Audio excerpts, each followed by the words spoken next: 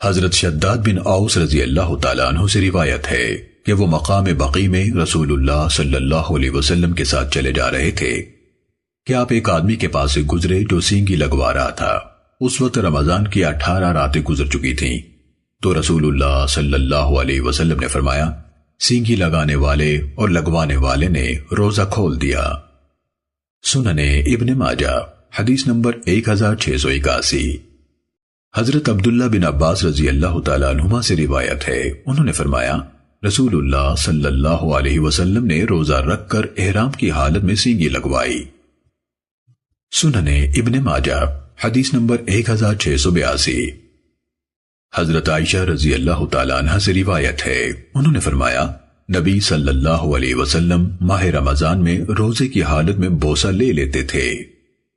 سننے ابن ماجہ حدیث نمبر 1683۔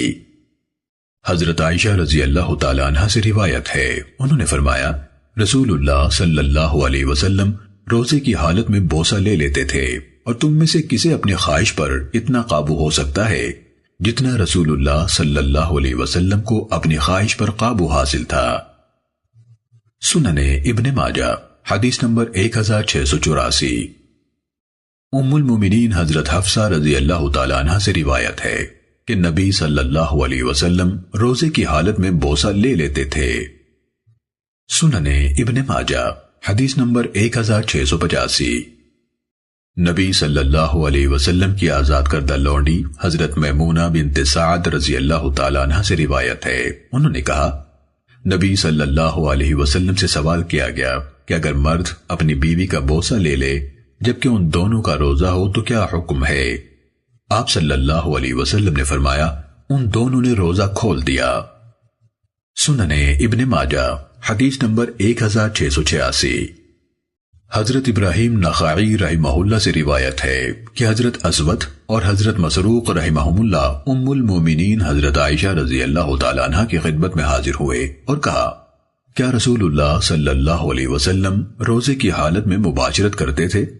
ام المومنین رضی اللہ تعالیٰ عنہ نے فرمایا، آپ صلی اللہ علیہ وسلم ایسے کر لیا کرتے تھے، لیکن آپ صلی اللہ علیہ وسلم کو اپنی خواہش پر تم سے زیادہ قابو حاصل تھا۔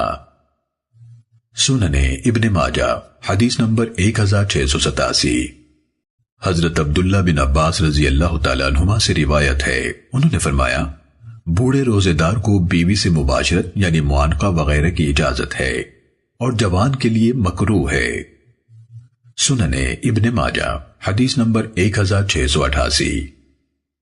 حضرت ابو ہریرہ رضی اللہ تعالیٰ عنہ سے روایت ہے، رسول اللہ صلی اللہ علیہ وسلم نے فرمایا، بعض روزے داروں کو روزے سے بھوک کے سوا کچھ نہیں ملتا اور بعض قیام کرنے والوں کو قیام سے بیداری کے سوا کچھ نہیں ملتا۔ سننے ابن ماجہ حدیث نمبر 1690۔ حضرت ابو ہریرہ رضی اللہ تعالیٰ عنہ سے روایت ہے، رسول اللہ صلی اللہ علیہ وسلم نے فرمایا، جب تم میں سے کسی کا دن کو روزہ ہو تو وہ فحش گوئی نہ کرے اور ناروا حرکت نہ کرے، اگر کوئی اس سے بدتمیزی کرے تو کہہ دے، میں روزے دار آدمی ہوں۔